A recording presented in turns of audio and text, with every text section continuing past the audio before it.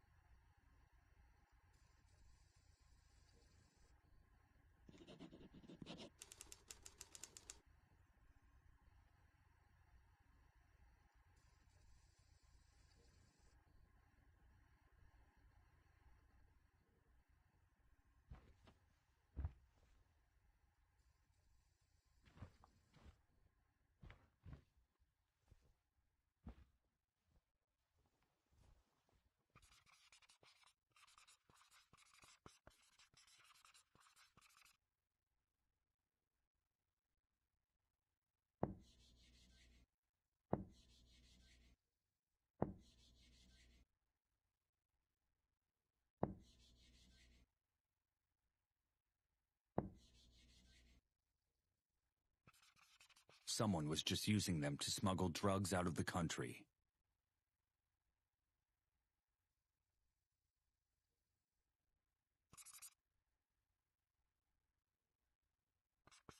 They were couriers, pack mules.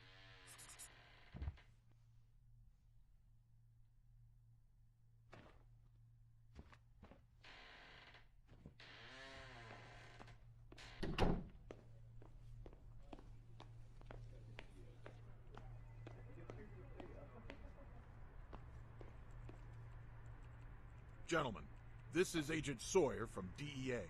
So sit down and listen to what he has to say. Your detective was right about your victims. They were probably couriers, drug mules.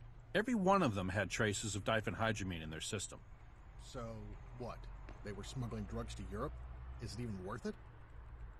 Normally, it's not. But there is one thing that is very unusual about this. The drug you found on the crime scene was cocaine with almost 98% purity. That's the highest purity we've ever seen. And with product this pure, that's something else. There is no way to get product of this quality anywhere in Europe. And some people in certain circles are willing to pay big money for something like that. It's a status thing more than anything else. You could sell 1 pound of this on the street in New York for 10 grand. Or sell it in certain parts of London for 200,000. Holy shit. Exactly. And why are they using the young girls for this? It's a perfect cover, really. It's a one-time deal.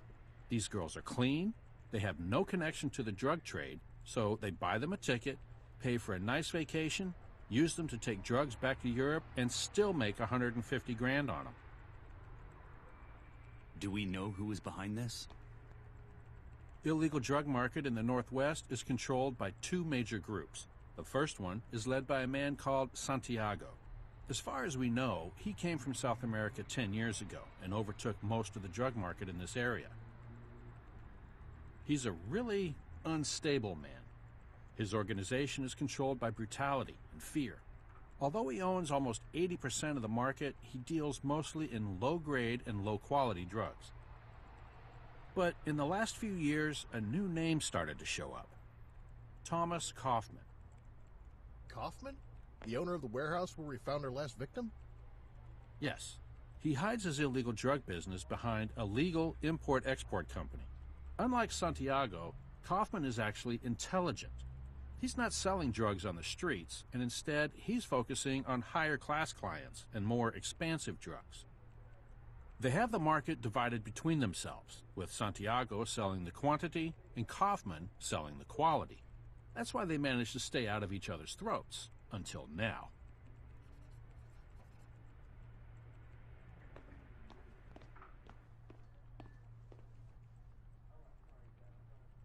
So, if someone was using European students to smuggle high-quality drugs out of the country, it would be Kaufman. Yes.